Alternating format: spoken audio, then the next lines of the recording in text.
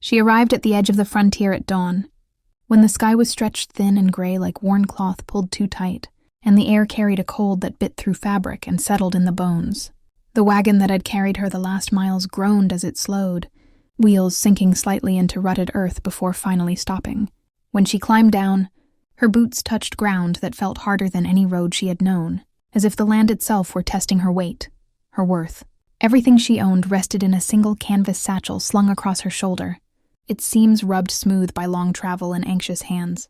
Inside were a spare dress, a small tin mirror with a crack running through its center, a folded letter whose edges had softened from being read too many times, and a few coins wrapped carefully in cloth. It wasn't much, but she had learned long ago how to make little last. Hope, though, was heavier than the satchel, pressing against her chest with each breath she took as she stood there, uncertain but unbroken. The settlement rose before her in rough shapes and muted colors, a handful of wooden buildings scattered as if dropped carelessly across the plain. Smoke curled lazily from chimneys, smudging the sky, and somewhere a hammer struck wood in a slow, patient rhythm. There was no welcoming sign, no clear path that said where a stranger should go, and for a moment she felt the old fear stir, the one that whispered she had made a mistake, that she should have turned back when the land first began to look endless and empty. But she forced her feet to move, each step crunching against gravel and frozen dirt, the sound loud in the quiet morning.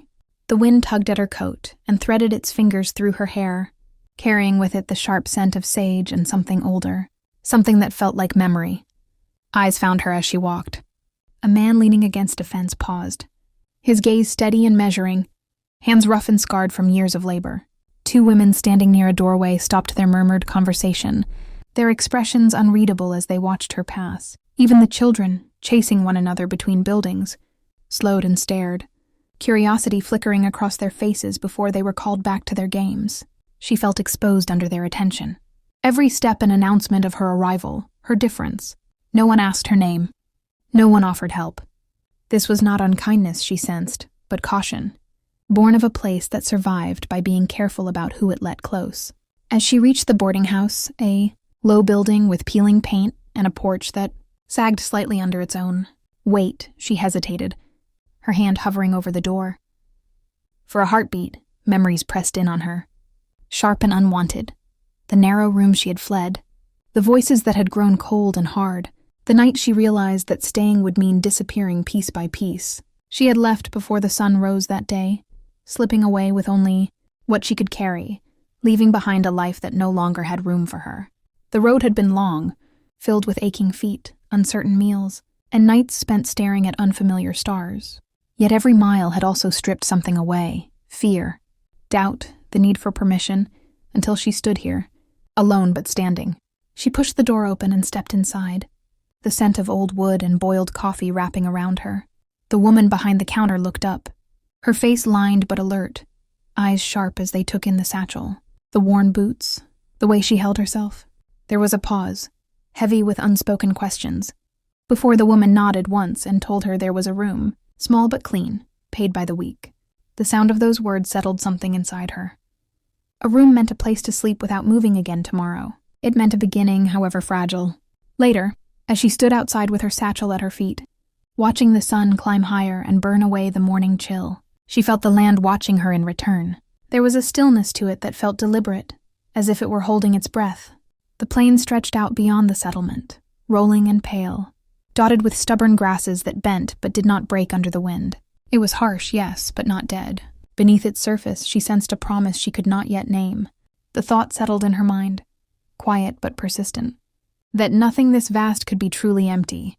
She did not know how long she stood there, letting the moment sink in, letting herself feel the weight of having arrived somewhere that did not yet know her story. She only knew that, despite the uncertainty, a strange calm had taken root in her chest. She had crossed a line, not just on a map, but within herself. Whatever waited ahead, work that would leave her hands raw, nights that would test her resolve, people who might never fully trust her, she would face it. The frontier had not welcomed her with open arms, but it had not turned her away either. And as the wind swept across the land once more, whispering through the grass and past the buildings, she felt certain of one thing. She had come here with nothing but hope, and for the first time in a long while, hope felt like enough. The days that followed unfolded slowly, shaped by routine and quiet observation, as if the frontier itself were deciding whether to trust her. She worked where she could, mending clothes, scrubbing floors, carrying water until her arms ached, earning just enough to keep her small room at the boarding house. Yet even as her body learned the rhythm of the settlement, her eyes kept wandering beyond it, drawn to the land stretching outward in every direction. There was something about the soil here that felt different, something almost deliberate beneath its dryness. While others spoke of bad seasons and cursed ground, she listened more than she spoke, storing away fragments of stories, half-forgotten attempts and old disappointments tied to failed crops and dying wells. One afternoon, she was asked to help an elderly woman named Mara repair a fence several miles beyond the last cluster of buildings. Mara walked slowly, leaning on a stick polished smooth by time, her voice thin but steady as she spoke of the land, the way one speaks of a stubborn child, frustrated, yet deeply attached. As they worked, the sun high and unforgiving, the ground beneath their feet changed almost imperceptibly. The dust grew darker, cooler, clinging to their boots instead of blowing away. She felt it first, a subtle shift that sent a quiet thrill through her chest. She knelt, pressing her palm into the soil, and for the briefest moment, it felt damp. Mara dismissed it at first, saying the land liked to play tricks on newcomers, but curiosity tugged harder than doubt.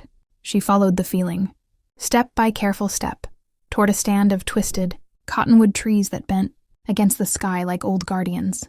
The air there felt cooler, heavier. Kneeling again, she dug with her hands, ignoring the sting in her fingers as she pushed past roots and stones. Then it happened. A faint glimmer, a darkening patch that spread as the earth gave way. Water surfaced, clear and steady, not a trick of light or imagination. It was real. Mara sank to the ground beside her, breath catching, eyes wide with something like grief and joy tangled together. The spring had been here all along, hidden beneath years of assumption and neglect.